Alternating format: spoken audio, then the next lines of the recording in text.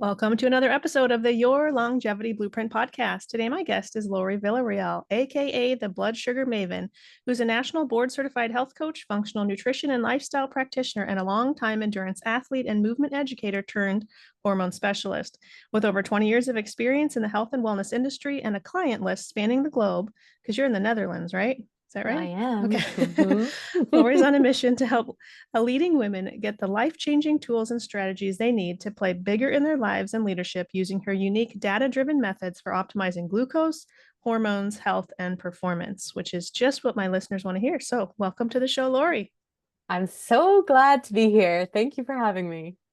I've known you for a few years now. You've been in my healthcare entrepreneur group, and I wanted to have you on the show. We kind of learn everyone's specialties through the years, just because hormones are kind of my jam, and glucose and the effect of glucose on your hormones, is your jam. And so I thought this would be just great for my audience. So before we get into the good stuff, tell me your story. So how did you become the blood sugar maven? I like Well, that. Blood sugar maven. Sounds like a superhero. Yeah. Doo-doo-doo. Well, we had to go a little bit further back because I grew up with two parents with type 2 diabetes. Sure. And so I became interested in blood sugar way back when, um, because I was actually quite interested in health. I didn't grow up in a household where we were really that concerned about health. I was because I started off being concerned about my parents' health first. Sure.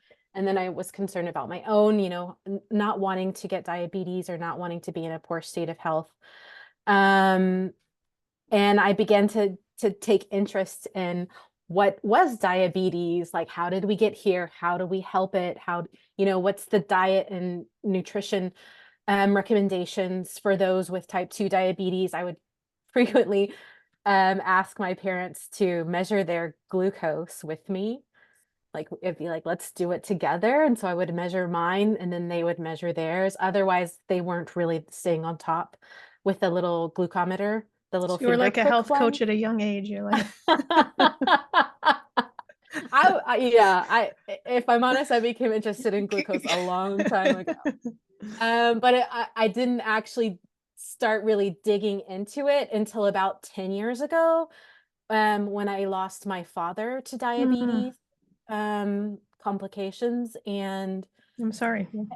yeah, and one of the gifts he left me was boxes and boxes of um the glucometers. Is that how you say them in Yeah, yeah, yeah, American yeah, English? yeah, absolutely.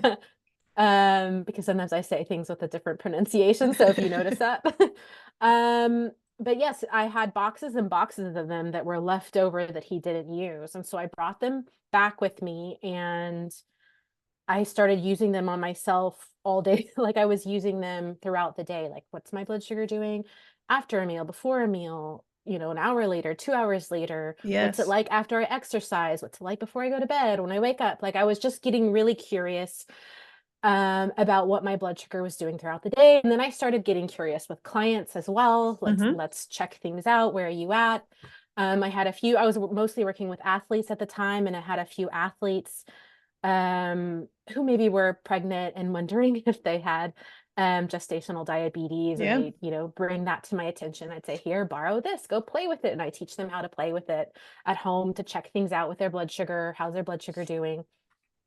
Um, and then came along these continuous glucose monitors not that long ago, but of course, as soon as those came out, I got my hands on one of those, which was pretty easy where I'm at, because you don't need a prescription. Yeah. And and in that work that I was doing with myself, and I began pretty quickly getting some clients on board because I tend to attract the data types who are like, oh, I'm interested. Like, show me what you're doing. And and it was fascinating what I was discovering and the connection to symptoms that people were having and the connection to hormonal symptoms that people were having. And then I was noticing things going on with myself as well. And part of this journey with getting more and more interested in blood sugar was because I was having a lot of symptoms at what time that were not explained Mm. by the doctors that I was going to, or the practitioners that I was seeing could not explain my symptoms. So I went down this journey of trying to explain my own by using data, and I found out a lot by using continuous glucose monitors and learning a lot more about the relationship between blood sugar and hormones and health. And so that's where I lie right now with the Yeah, work that I yeah. do. I'm specifically teaching and guiding and showing and helping women use this as a tool for health, for longevity, for balancing hormones, um, and as we know, as you as you know, blood sugar is connected to so many things in our body. I mean, it can influence all of the systems in our body. And so it's a great tool once we know how to better balance our blood sugars, how that can improve anything that we might be working on with our health. Probably everything. Yeah. Let's talk about blood sugar. So, or blood glucose, right? When you're saying you started with a glucometer, which is a little machine that you poke your finger and you put the test strip in, right? And it tests your blood Mhm. sugar, blood glucose level. Explain to the audience like what that is. You've kind of already mentioned two types of testing for it, but kind of tell us like what do you consider like normal and then optimal? So, for instance, like what should fasting blood glucose levels be?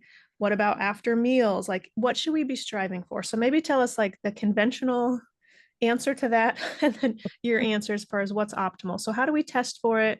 And then what should we be looking for with the results?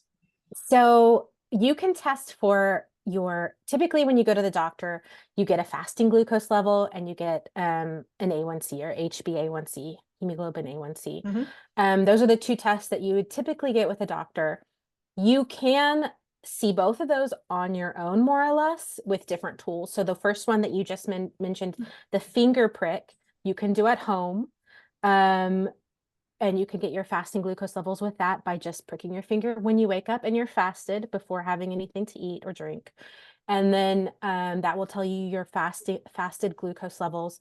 Now, the range, of course, you were talking about conventional and functional. So the Yeah. conventional range, I think, puts you up into like 110 um, before you're considered beyond that, possibly having prediabetes and being in the pre-diabetes range. And you can correct me because I'm a lot of times in the Yeah. European In the US, it's over numbers. 100, basically. Over 100 is Okay. pre-diabetes. Over And then of 110. 126 is diabetes in the Okay. US. Yeah. Yeah. Okay. Yeah. Yeah. Um, I mean, I am American, but I've been living here for 20 years. So sometimes I have to like convert back and forth. Sure. Um, and then, But so regardless, any lower is better. It's lower probably where is you're going. better. So we Yeah. want it to be a 90 and under for fasting glucose levels. And another thing, and you're shaking your head, so you're like, yes, I'm getting that one Yeah, yeah, yeah, right. yeah, yeah, yeah. I agree. Um, we want it to be under 90 for the functional range. And also one thing that I like to point out is that a fasting glucose level is just a point in time. And while it does say something, it could look very different from an hour before. You know, say you woke up at 5 a.m. and you didn't get your fasting blood sugar taken until 7 a.m. What's going on between 5 and 7 a.m.? A lot could be happening there. And I've seen a lot happening there. So it doesn't show the whole picture. And then, um, two, sometimes I've seen people seem like they have good blood sugar, but just an hour before they've had kind of their blood sugar was much higher, right? And so what we really want to know when we get a fasting glucose level is your baseline. So what is your baseline Sure. level? And that's going to be in between meals as well. So like when you wake up in the morning and you're fasted, and you should most people are more or less fasting between meals. Yeah, So yeah. we would want your blood sugar to come back down to the fasted level before you have another meal again. And um, that might not always be the case for a lot of people. So those numbers could look very different. And that's what the fasting glucose level is supposed to be telling us. Sure. Whereas now we have the continuous glucose monitor, which we had mentioned just a second ago, that will continuously take your glucose levels, and that can show you a better idea of what your baseline is, because we want the baseline to be under 90. We don't just want the fasting level, but what's more important is the baseline. What is your glucose at most of the time throughout the day? And then we're also interested in what your glucose is doing when you eat. How high is it going? So what is there a spike? How high is that spike? And a spike is anything 30 or over. That's what I would consider a spike from a functional Sure, point of sure, view.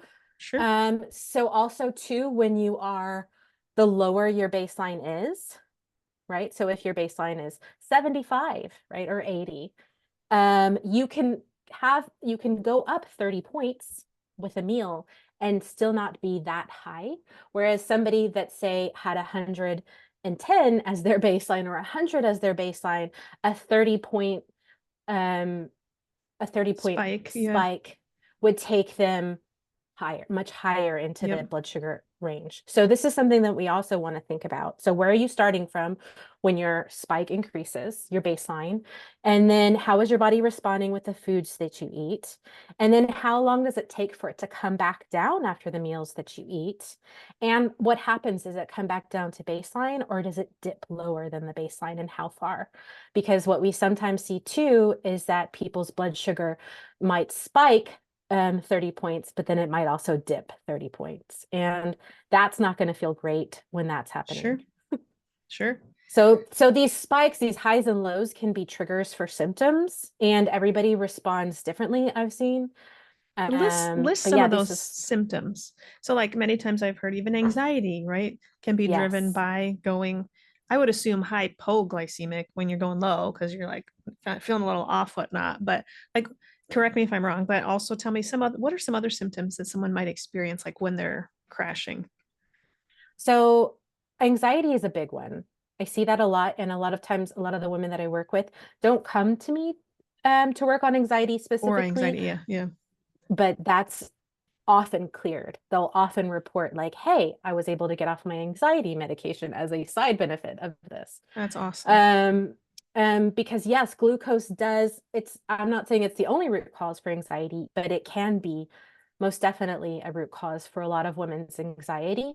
Sure. Because of what's happening with cortisol. Maybe we can dig into that too when it's Yes. dipping low. But so some of the symptoms like low energy, so high, and I've noticed high and low. So like if you have a spike and you have a dip, um, or we could call it a crash, because sometimes, like, because if it's a spike, more than likely you're going to crash afterwards.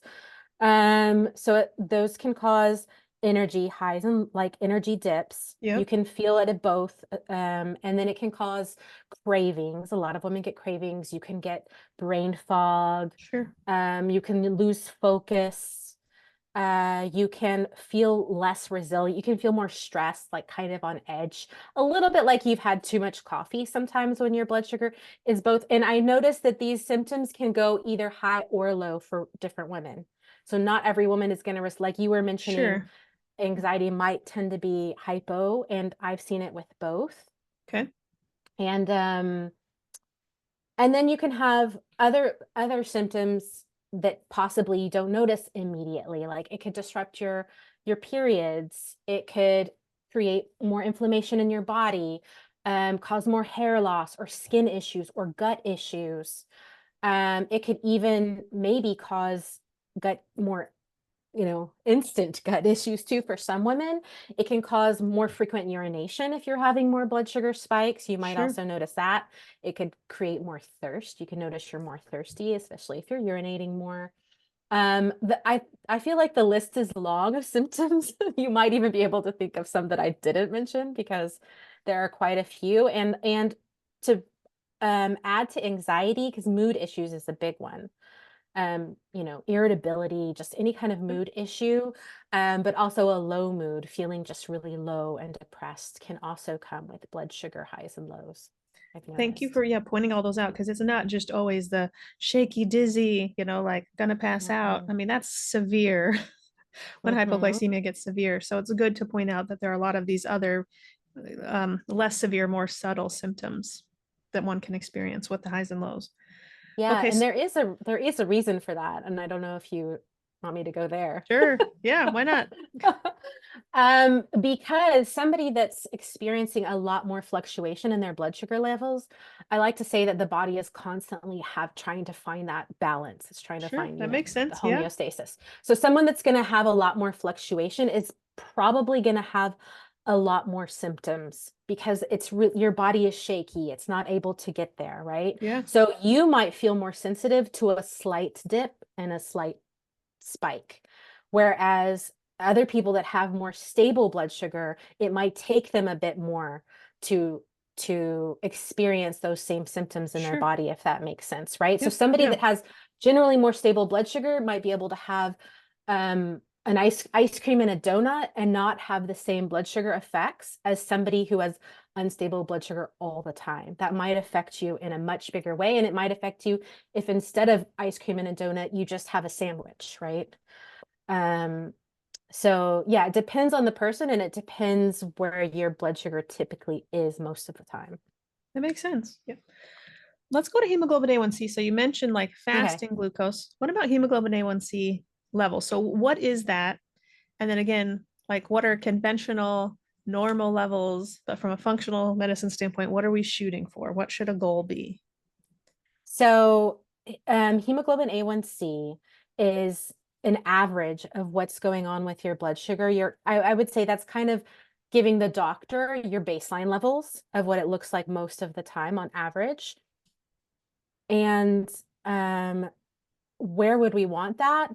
We would, and again, you're gonna have to correct me on the American. We would want that under 6, I Sure. would say, if not lower than that.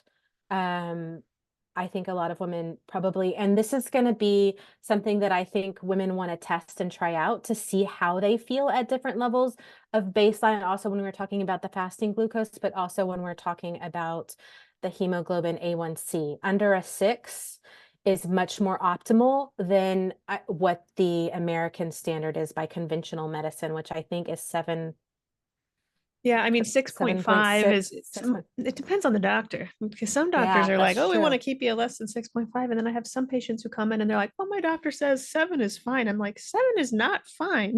Yeah. So I think it kind of depends on if they're old school, they've been around, forever at the edge of retirement, they may be more like 7's okay, but 6.5 is usually or below is usually the goal. But lower again, being Yes. better. I mean, you don't want to go too low, but yeah. Yes. And also it depends on the woman and I like to let women try and see how they feel at these different levels depending on where their body is at and if they make some improvements and get it a little bit lower, do they feel better Right, or right, not, right. right? What about insulin? So, insulin is something I have been testing in my patients just because for years I felt like, well, sometimes the hemoglobin A1C is fine, the glucose, fasting glucose really is fine, but I just feel like this patient has insulin resistance and I check an insulin and it is elevated.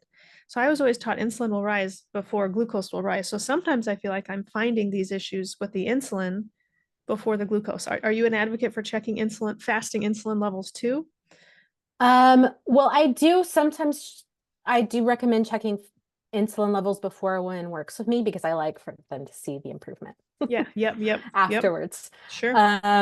But most of the time I just stick with continuous glucose monitoring because that Yeah, really gives me a great picture yeah, of everything, right? So yep. when you can see what glucose is doing, you know In real what, time. Yeah, yeah, yeah, you know what insulin's going to be doing too. When you have a spike, you're going to have a spike in insulin. And when you can see somebody's unstable all day long, you know they're going to be calling upon insulin all day long because the body is constantly trying to find balance. So yep. that's one of the things that I look for. And yes, you're right about insulin going high, noticing insulin first before you notice glucose. But I Yep. always go back to glucose and what's it doing? How stable is your glucose? And seeing if we can make some adjustments there first. It's so hard when you only see that fasting glucose, which many times, like we're a hormone clinic, so many times once a Yeah. year we're checking kidney liver function on a CMP just for their hormone use. And so we're just seeing that glucose like once a year and seeing their trend, right? So it's just kind of one piece of the puzzle because it's like you said, it's like a snapshot in time and that can change. So the CGM, which we'll get to in a Yeah. minute here, is clearly the Cadillac of monitoring blood glucose. But And I let's, also I yeah, also feel the same way about insulin. It's a moment in time, but it does yeah, give yeah, you an idea of where the person is at, right? yep, yep. Can you share some surprising blood sugar balancing disruptors? And I want to talk about like foods, and I know this varies per patient, but then also some things that are actually not foods Like I would say Yes. stress would go into that category. Like, so maybe let's start with foods. Like just in general, do you advocate for more of like a low glycemic diet, or like what are some foods that for most people, it's hard to make a generalization, but really can disrupt blood sugar?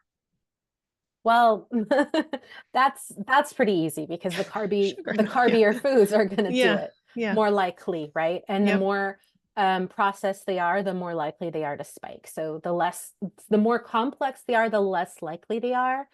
Um, and proteins and fats are a lot less likely to spike glucose. But then again, proteins could if you have enough of it, and everybody is going to respond a little bit differently. And also, it depends on what you're having those foods with, because most of the time people aren't just having fat alone or are just having protein alone. You're combining that with other foods. But yes, different people are going to have a different um, carb tolerance and a different response. And again, what I said at the beginning was the more unstable a person is, the more likely they are to respond differently or to have a bigger response to sure, carbs than if they were sure. more stable. So can you give an example of that? Like, okay, so maybe like sweet potatoes or something. So like someone who is generally speaking more stable, might they be able to get by with having a large portion of, sweet potatoes with butter or whatever for dinner versus another individual who's already living on the edge, who's just higher in general? That sweet potato, is that potentially just, you know, Yeah, pushing them over you're the right. edge? Is It that a good could, example, or yes. yeah? Yeah, no, that's a great example. I have seen that. I have seen somebody that's been working on having very stable blood sugar, or maybe their diet just, maybe they are on a more low carb lifestyle. And I don't tend to advocate for a particular diet. I really like to put women on continuous glucose monitors and just see how their Find body is out. responding. Yeah. Yep. Yeah, and then have them make some small tweaks first, which make a big difference. But yes, a sweet potato could affect someone very differently, whether you have balanced typically or not balanced glucose levels. And you had mentioned adding butter on there. So Yeah. that's going to make a difference. And Yep. also when you bake the sweet potato, which you mentioned, is also going to change the Is chemical baking. structure of the food. It's going to make it more likely to spike when you bake it Got it. It kind of than increases the sugar, like, it does. okay. Yes. But fats Uh, should be helpful, right? Because to my they knowledge, are. fats are supposed to delay the release of sugar into the bloodstream, right? So, And they do. if you Yes. just have a plain sweet potato, again, to my understanding, you're going to spike and then crash. But if you have that potato with, well, protein too, but Butter. protein and fat, then Right. that crash isn't going to be so abrupt. The fat specifically should help slow, lessen, or delay the release of glucose into the bloodstream. So I tell Absolutely. patients it is important to pair high carb rich Yes. foods with fat. Absolutely. Yeah. And hopefully your high carb foods have some fiber in there. Yeah, fiber will help too, delay that. Yes. Exactly. Yeah. So the more fat, fiber, and protein you have in your foods, the usually the better response people will get.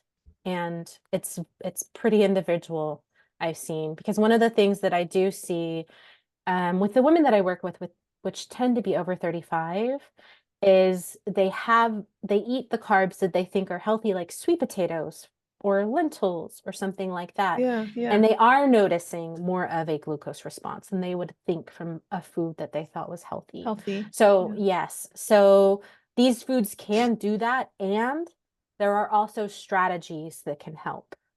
So I'm like, I'm not saying throw out the sweet potato or the lentils, because maybe it could work for your body, and there are strategies that can help it work better for your body if it doesn't. What about like the majority of my audience, I hope, who's listening, right, are gluten free because that's something that we advocate for here. But many of the non-glutinous grains like rice, potatoes, right? Hmm. Those spike the blood sugar a lot. Like, do you find a big difference between white and brown rice? Like, or is it just really just an individual thing that you got to wear a CGM and just see what happens with your body? It is pretty individual, but I do think that, yeah, the more processed it is, the more white it is. It tends to The spike worst, more. sure. Yep. Yeah. However, if you first cool potatoes or rice, then you have more of a resistant starch, Yes. is just going to affect your glucose differently. Yep. So Yes. you So could boil them or bake them well, even if sometimes we do this where we'll bake them for dinner, but then we have leftovers. So then those are going in the fridge for the next day. So the next Yes, day's version of the potatoes are technically better on your blood exactly. sugar than the fresh ones, which Exactly. most people don't realize. So yeah, that's good. What about some non-food triggers for blood sugar, like disrupting? I love talking about this because we often think that it's the foods when we think about blood sugar. And like I was mentioning before, my dad having, my parents both having diabetes, Yeah, and there was a lot of focus on foods you eat. But when I get continuous glucose monitors on my body or my clients' bodies, yeah, most of the time we're discovering it's not the foods. It's not the foods that are causing the most disruption when it comes to blood sugar levels. It's stressors. I Sometimes it's believe that. exercise. Sometimes it's Mm, exercise. And I will say that exercise is good. We know that yeah, not all yeah, stressors are bad, right? Not all stressors are bad. But one thing that's interesting to see is that sometimes I hear, and there are differing opinions about this, because sometimes I hear like, oh, exercise is good. It's okay to see a spike. But if that spike in the morning, if we have a spike in the morning, a lot of times women are sensitive for the rest of the day. That could disrupt their blood sugar balance for the rest of the day. So I definitely say it's something to play around with and to try and figure out exercise that your body responds to well, and that it doesn't have disruption for the next day and maybe even the next day. Because a lot of times a pretty high blood sugar spike, and the higher it goes, the more disruption there can be in the hours and days that follow. that's You're kind of interesting. Yeah, you're recovering from it. yeah. So a lot of times you're not just recovering from the workout, you're recovering also from that big increase in glucose also that was in your body. So I don't exercise is not my specialty. I mean, I recommend patients lift weights and whatnot. But okay, so I want to make sure I'm understanding you right. So are you saying like a hardcore workout, lifting weights and sweating is going to spike the blood sugar? Is that what you're saying? Not Or necessarily for everybody, but it okay, could. So usually what I find is that it has a tendency to spike more in a body that has more stress. sure. So, and also in Well, a body that exercise is has stress on the body, period. exactly, So that's why you don't exactly. want to over exercise also. Yeah. You want to find the right Yeah. exercise for the stress level that your body's at the moment, which could be a phase in your life. Maybe you have a lot of stress in your life at the moment. It could be a phase of your Yeah. menstrual cycle. Maybe, you're menstruating, so your body is not tolerating as much stress at that moment. There are different reasons why we might not be tolerating stress as well. And I like to say that finding the right stress can have an influence on your blood sugar levels. Finding the right exercise, right? I said stress, but finding the right Yeah, yeah. exercise can either stress your body too much or maybe not enough. Because you would think Um, exercise is great for blood sugar. It's going to help you lose weight. It's going to help blood flow through the body. Like you would think exercise is a good thing, but good things can become bad things, like when yeah, they're they can overdone. when they're too So much. yeah. Exactly. And too much for your body, which is really Yep. important about finding what's right and being honest with ourselves, what's right for me. Because I know a lot of women like they want to go do the hard thing or the thing that burns the most So they want to calories lose or the weight. thing. Yeah, yeah. Yeah, and maybe that is actually not serving them, because what I see sometimes is it's creating a lot of stress in the body, and we know that stress tends, and especially if it's increasing insulin, right, it's going to hold on to the weight and not release Sure. it. So I guess now I want to dig deeper. So I'm thinking, so for each person, wearing a CGM2 also may help them know when the best time of the day is to exercise. Because for one Yes. person, I always think fasting in the morning is best because then you can burn more, right? But maybe that's not, if you didn't sleep well, if you're already stressed, maybe exercising in the morning isn't the best time of the day. I It don't, might I'm not just be. talking out loud. I don't know what, yeah. So what I've Yeah. discovered about my own personal body, and it can Yeah. be different for everybody, but my own personal body, and I've been experimenting with this for years, trying to like try new things and see if maybe, oh, now I can do it. Because again, once you've had more stable blood sugar, you have more metabolic healing. Like your body is able to Yeah. handle metabolic stressors a bit Yeah. differently. Metabolic So flexibility and resilience. Yeah. Yep. exactly, Yep. right? So So maybe at one point you couldn't handle exercise fasted, and at a different point in your life, you might be Yeah. able to. Yeah. But I noticed for myself, even after, doing all the things, that I do better when I have something to eat before I work out in the Sure. morning and I don't go fasted.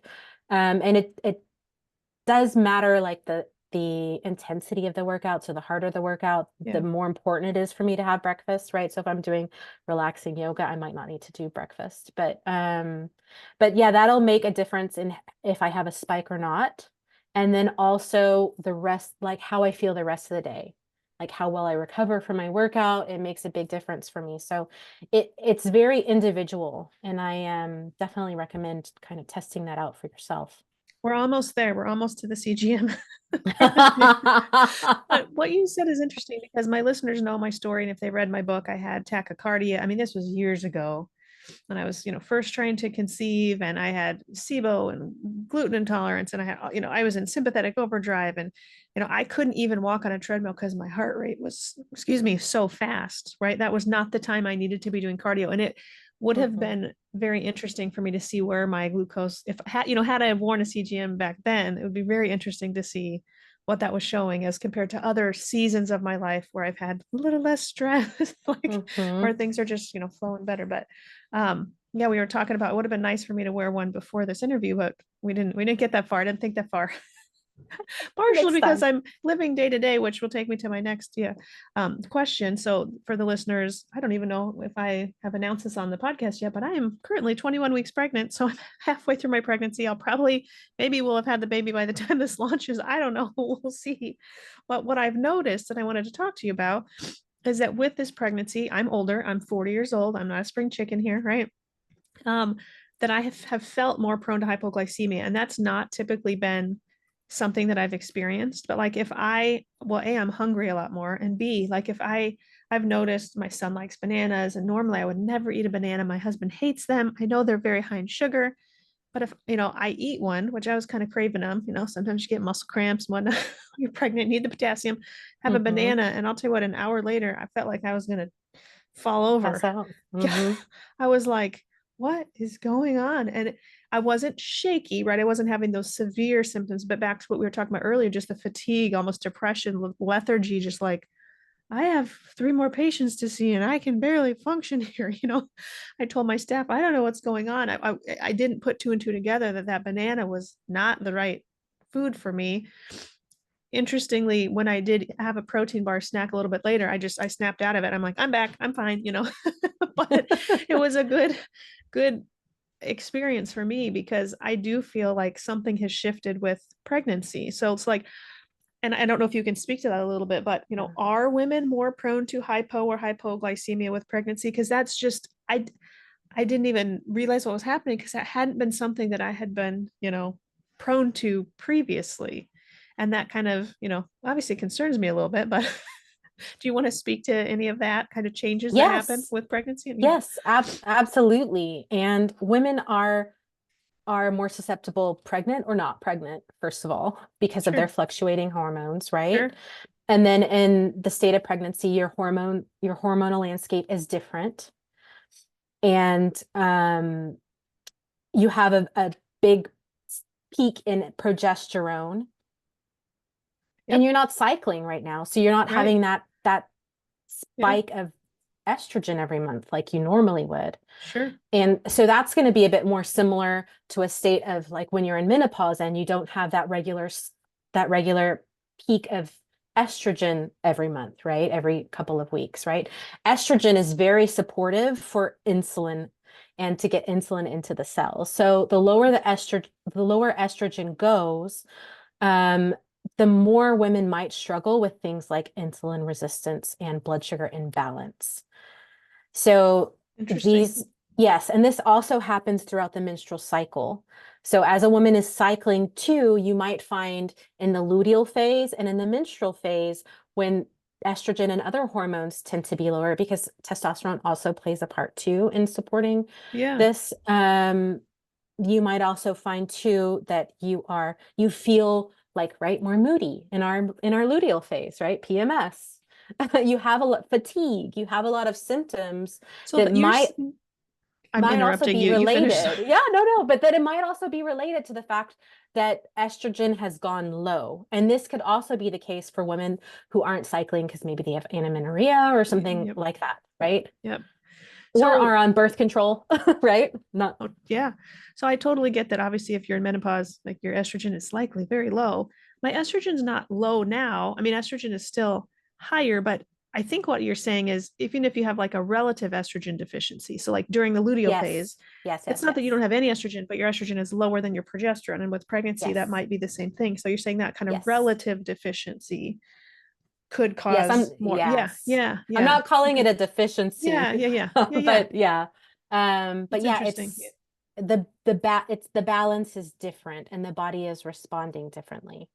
So It's going to change. postmenopausally, because I see a lot of those patients. So on the flip side, so when all the hormone levels are low, does that increase risk for insulin resistance period? I mean, when just It does. everything is low? Yes. Yeah. Yep. Yes. It does Which is why we change want to things up. replace those hormones. Yes. So Yes. so I felt back to pregnancy, though I'm jumping back and forth here. So I have a lot of friends. I was telling you this before we started. Not a lot of friends. Okay, a handful of friends who have gotten pregnant around my age. And they all tested positive for gestational diabetes. They're not overweight. I mean, they look Mm-hmm. fit, right? And I'm thinking, what the heck? Mm-hmm. What? And I am about to have that test, so I'm a little nervous this time around. But why? Again, I would say, is that more or less an age thing? Do you think, or not necessarily? Or is there any other comments on I that would risk? um I would think that it would have more to do with estradiol and Yeah, where yeah, estradiol is sure, at that phase in your life, sure. because from 35 it starts to decline. Not that you're deficient or Right, it's but compared to a 20-year-old having a baby, yeah, there's right. a difference probably when you're 40. Yeah, yeah, yeah, That's what I would say. And sure, of course, you might have other estrogen in your body that puts all estrogen not at a lower deficient level, but maybe that specific estradiol is making a difference for you. sure. And for women who are pregnant at a later age. But I also know that it can happen to women that are pregnant at a younger age. Yeah, oh, absolutely. Yeah, yeah, So I also too think genetics plays a part here, and then you just become, I'm not saying that's the case for you, but sure, for sure, women, when you have the genetics and you're more susceptible when you're pregnant for these sorts of things to happen. sure, And which is why it's important to know what you can do about it, to sure, have the sure. tools in your toolkit. Well, let's maybe just talk about, I kind of already asked this question, but is there any just general diet guidance, like for our listeners that maybe is not working for them, or any good pieces of advice that should work for them? I know we have to personalize everything. Um, but do you have any general diet guidance? Yes. We talked about a little bit earlier, fat, fiber, protein Yes, is definitely yes, going to support reducing spikes. Whenever you eat, if you can try not to eat carbs by themselves, right? yes. I say that all the time to patients, don't eat carbs alone. But you know what? Maybe that's why, speaking of pregnancy, so I was so nauseous. What do you crave when you're nauseous? Carbs. Yeah. I was eating Hmm. gluten-free crackers. I had more of those probably than I haven't had in the last 5 years in the first 12 weeks of this pregnancy, which is terrible when you're so nauseous. It's like that's what you're craving. So sorry, I'm just thinking with the Right. whole No, pregnancy thing again, yeah, like why absolutely. are some women maybe more prone to that? Well, we're probably maybe we're eating more carbs because we're trying to not throw up, and again, just talking out loud here, but Well, back yeah, to and you. your body is also under more stress, and it's also constantly adapting to the new phases that you're at in your pregnancy. And there's a lot going on there. So because of that too, your body is going to respond differently to glucose. Sure, sure. So fat, fiber, protein. Fat, fiber, protein, if you can, and this works better for somebody who already, like if you're in a state where your glucose is really unstable, you're noticing, all the symptoms of High highs and and low. lows. Yep. A lot of times people can find it more helpful to have more regular meals like they tend to recommend. But the more we get used, the more we can stabilize our glucose levels, the more we can spread apart our meals and feel not hungry in between and get the Sure. benefit of allowing our blood sugar to come back down to baseline and also our insulin levels to drop. Because if we're eating all throughout the day, then that's going to be having effect on insulin levels. So those are probably the two like the if that was three, Yeah, maybe yeah, yeah. fat, fiber, Yeah. and protein together. Don't have carbs all by themselves. Adding more fat and protein, which I find a lot of times might need to be the case for some meals. Yeah. They can be more carb heavy, so you might need to turn the dial up on the fat and the protein. And Yeah. I usually recommend protein first because I see a lot of times that needs to go up. And Significantly. then Everybody's low in protein. yes, Yeah. Yeah. yeah. So if Yeah. you can turn the dial up on protein, you can usually turn the spike down and get your blood sugar back into better balance. And then also, I might also say that careful with the drinks because the more refined the carbs are. So like blueberries are going to have a different response than blended blueberries, or apples are going to have a different response than apple juice, right? So the Yeah. more you can have whatever you're eating whole, the less likely it is to create any kind of disruption to your glucose levels. That makes sense. I want to ask you about fasting, just Yeah. because again, like I've had some guests on the podcast that talk about the importance of intermittent fasting. And I do think from a longevity standpoint, then your body can clean out the bad cells and there are lots of benefits. But I also don't think just everyone should be intermittent fasting and doing 3-day fast and all these things, because I've actually seen glucose levels go up in patients who are over fasting. So while there's a time and place for fasting, I think, I don't think everyone should just go read a book on intermittent fasting and just go overboard, right? A good thing, again, can become a Mm-hmm. bad thing. And that's just been my experience because I've seen patients' labs and I'm like, you were fasting and your glucose is what? And I've seen liver function go up. I've kind of seen bad things happen with over fasting. So what, again, if you're wearing a continuous glucose monitor, you would kind of see what's happening. But in general, in general, like it sounds like you're saying some people need to eat more often, but in order to be more metabolically flexible, in a perfect world, we would be able to expand the time between meals. So in general, like what are your Yes. thoughts on fasting? Good thing, bad Yeah. thing? What do you advise? Can we go there? Yeah, absolutely. I think this is very individual, and it goes back to one of the things when we were talking about the other things that influence glucose other than food, right? Stressors. And like exercise, fasting can be a stressor on the body, right? But it can be a good one, right? We Sure. can adapt and we can be able to go longer without food, and our metabolism can handle that. But for some people who are in a higher stress state, and this could be for a lot of reasons, good health, like emotional, whatever it might be. And Pregnancy, do not fast if you're yes, pregnant. pregnancy, Yeah, yeah, right? If you're in a higher stress state, the more likely fasting is going to be a stressor and a bigger stressor on your body. So I would always think about anything that your body is going to have to adapt to. If it's adapting to something new, it needs to have the right environment to do that. And if you're trying to do that on an already very stressed body, it's going to create more stress. And that additional stress affects our hormones, it affects our physiology. It can start to affect things like our liver, like you said.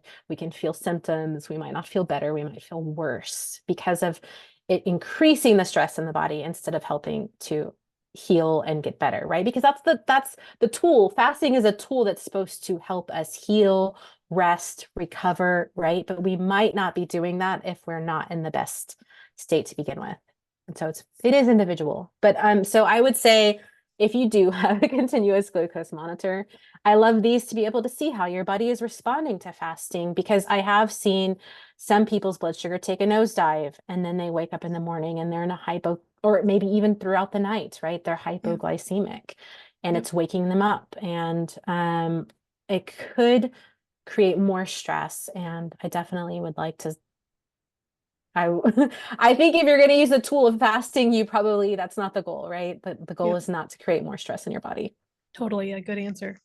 Okay, let's get to the continuous glucose monitor. So, tell us, like, I know you, again, in your bio, I think even said you use real-time feedback, right? Which is this continuous glucose monitor. Hmm. We have these devices now that we can use. So how do you use them with clients? How has it changed your practice? Again, kind of what should we be looking for? What's too high with meals? I mean, are they just looking for that 30-point spike? Or kind of tell us what that is, how you've used it, how it's helped you, how you use it with your clients. Yeah, absolutely. Well, I love it. You've already heard me talk about it many times throughout this interview today. But I love it because what it like the real-time data it can show us and let us know how we are responding to foods and sleep and exercise and other stresses in our lives, even our own thoughts. Because one of the things that I notice is that when I'm doing interviews like this, or when I'm speaking to my own audience live, I tend to get a little bump in my glucose levels, even if I haven't had any food in a while. But is that And strategic that our body's designed to? You need more yes, energy, you need to you focus, you do. need that, right? Yes, Yeah. Okay. yes, you So it's not do. a necessarily a bad thing. That's, our bodies are brilliantly designed to give you the glucose.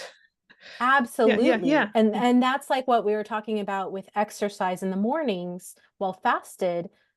That's what your body is doing. It's giving you the glucose that you need for energy. And also when you wake up in the morning, it's giving, like Yeah, your cortisol levels are rising and probably your glucose levels are rising as well in the morning. So yes, these aren't bad things, but different people respond differently. So um someone might have a very high spike to the same thing as somebody else. So for example, like I don't notice I don't notice big increases in my glucose levels, but I have seen people who do. And I like to say that sometimes that goes back to your own thoughts about the situation. So I see a lot of times two thoughts come into play here. If you're having stressful, nervous thoughts, that can increase glucose sure. levels. So these kind of things we see on a continuous glucose monitor, and then from there we're able to find strategies. So for example, I just mentioned having a maybe too high of a spike that influence. And so one of the things I like to look at is, okay, you have a bump in glucose. It's a stressor. Stressors aren't necessarily bad unless they're chronic and we have too Sure. many of them and it's affecting our Right. glucose all day long, right? Sure.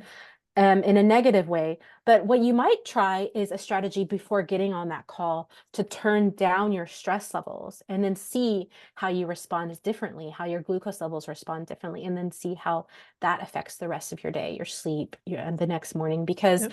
what I also find is that if your glucose levels throughout the day are very disruptive, then it can also affect your sleep, and poor sleep also affects how your body responds to glucose the next day. So it can get in this vicious cycle. And if you can find strategies to say like, okay, this is probably the most disruptive thing to my day. Let me start here and see if I can make some tweaks. And some of those tweaks might be adding more protein or adding more fiber to your meal, or it might be maybe starting with not the carbs, saving the carbs for the end of the meal. There are always little strategies that you can do to change things up. Like I have something small to eat before I go to training in the mornings so that I don't have the giant glucose spike that affects the rest of my day and my recovery. So it's things like this that I use. And then I also do like to use other data that gives us some feedback on stress as well, so that we can see what the stress is saying and also what the glucose is saying. Go back to sleep because you mentioned that a couple times. So a poor night of sleep, you're saying affects your glucose. So could that be causing a high or a low?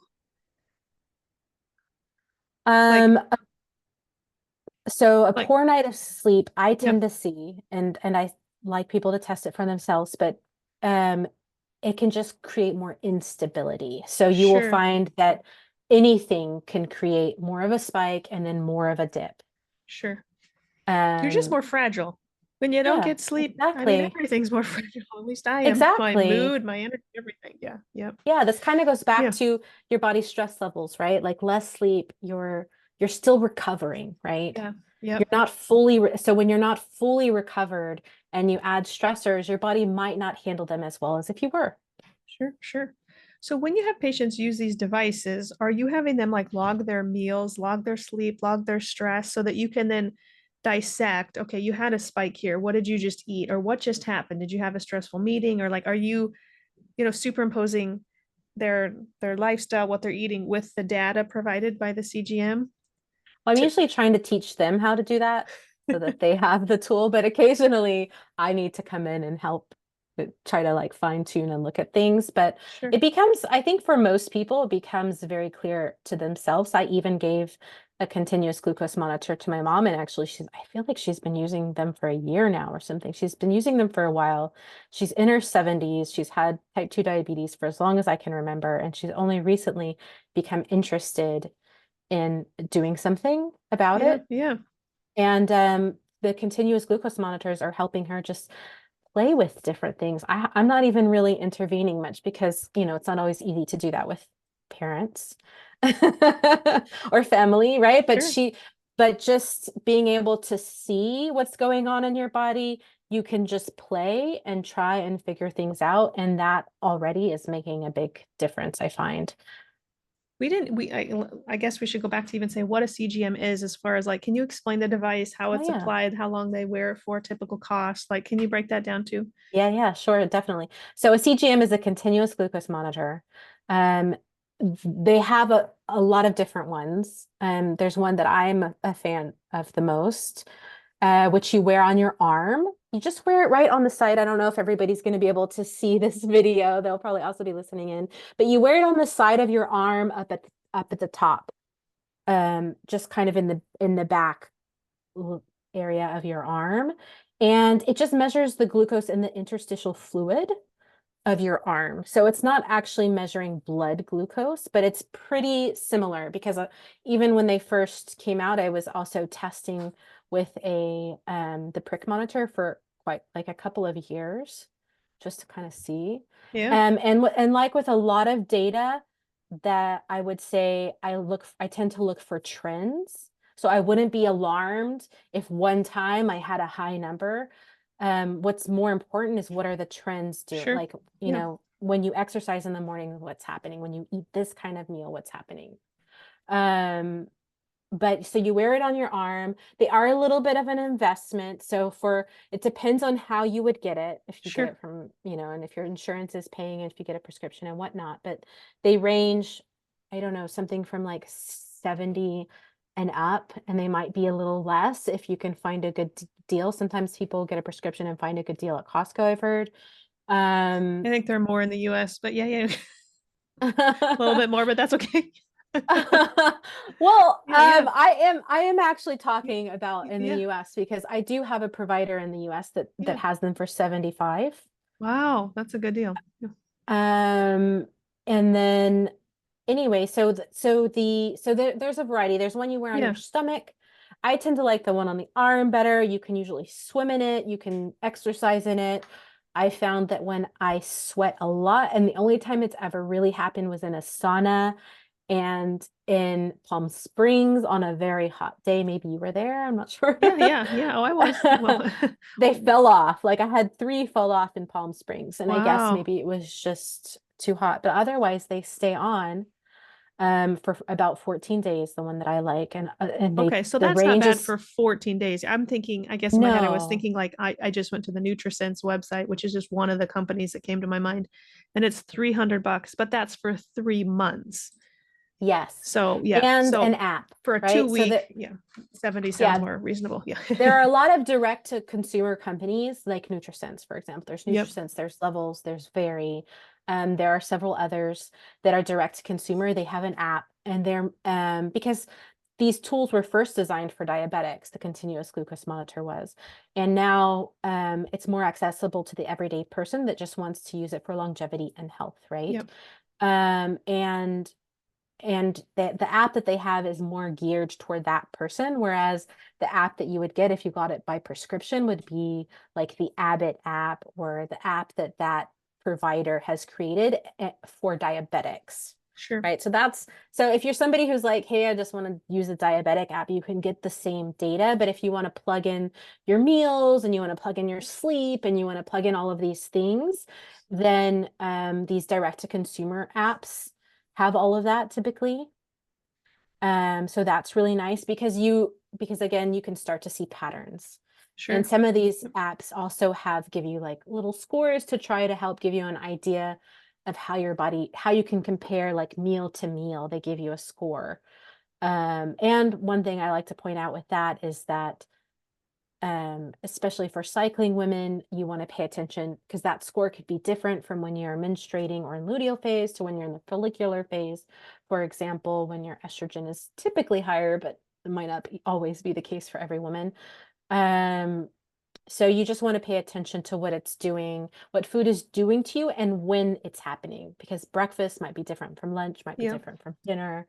And Yep. like I said, different phases and what's going on in your life can influence the foods you eat differently, and also the activities. So just these apps allow you to track, see trends, and then try to play and figure things out. And I like to recommend people to stay curious, um, because even the apps, they give you blood sugar ranges. Like some of them will give you the functional range of 70 to 110, like trying to keep your glucose Sure. within this tighter range.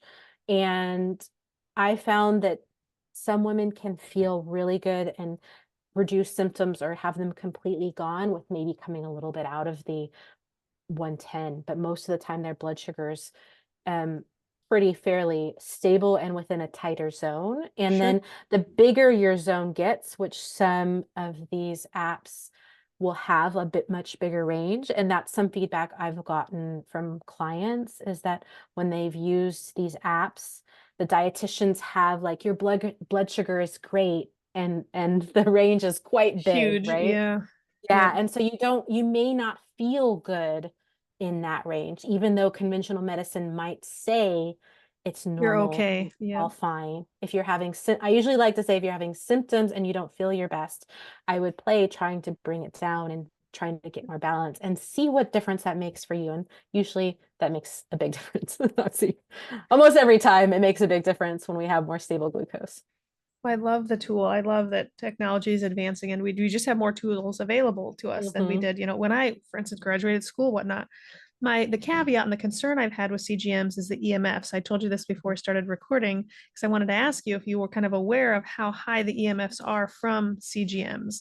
So kind of give me your answer to that. Like, do you feel like they're at a dangerously high level, or yeah, what's your opinion on that? Well, they are. So my preference is Abbott's Freestyle Libre, the one that I said you wear on your arm. Yep. And that one just came out with a Freestyle Libre 3, which is continuously connecting with your phone app.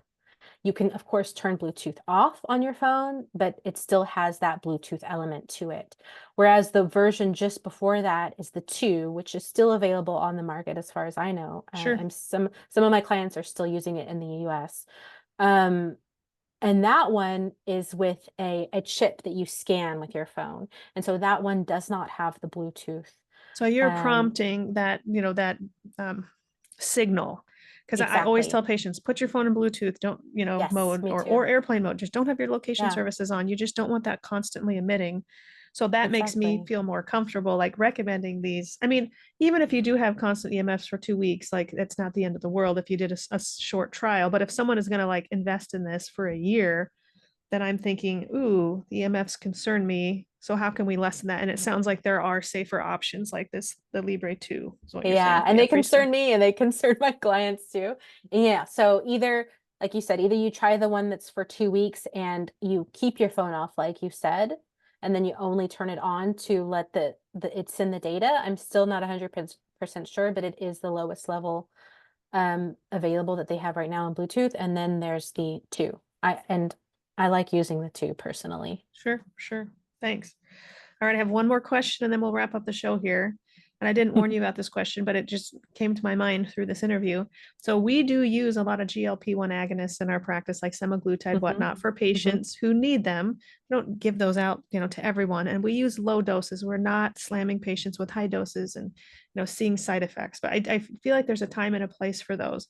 Do you have many clients who wear CGMs who are on some of those medications? I haven't actually, no, Okay, but if yeah, I would love to see I what would their too, because blood sugars look like, because I have seen women on metformin sure. Yep. and the difference that that makes to their blood sugar, and sometimes in a negative way. So actually, anytime I've seen it on a continuous glucose monitor, it wasn't actually serving them. Interesting. That's very interesting. Yeah.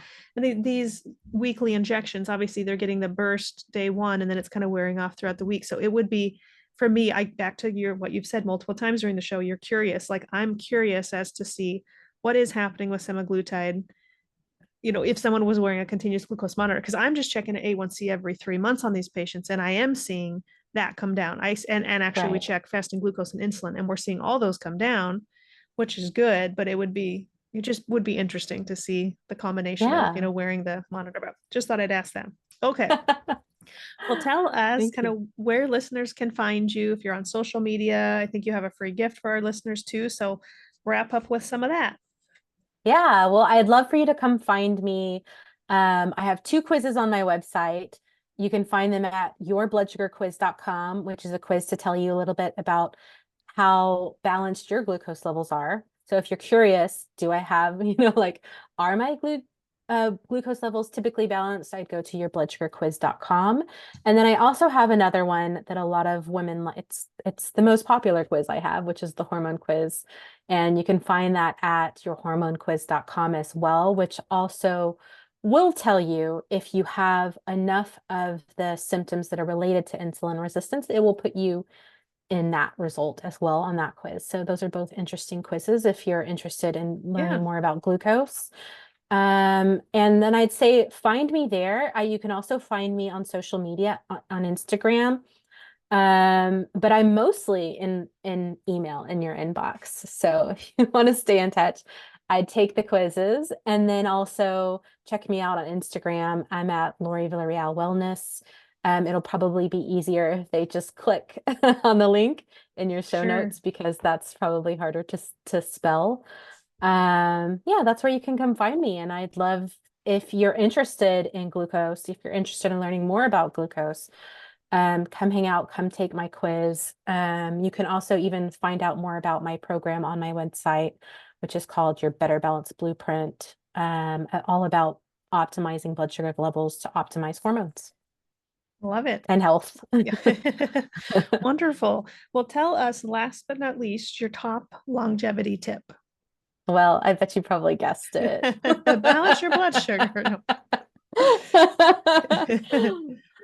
But yes, I would say optimizing glucose levels because there's a difference between balancing and optimizing. I'd say like getting them balanced is the first step, and then there's we can always turn that dial and optimize in by getting our glucose levels our baseline by working on getting our baseline down into the nice functional zone Yeah, where we know it tends to give better health. love it.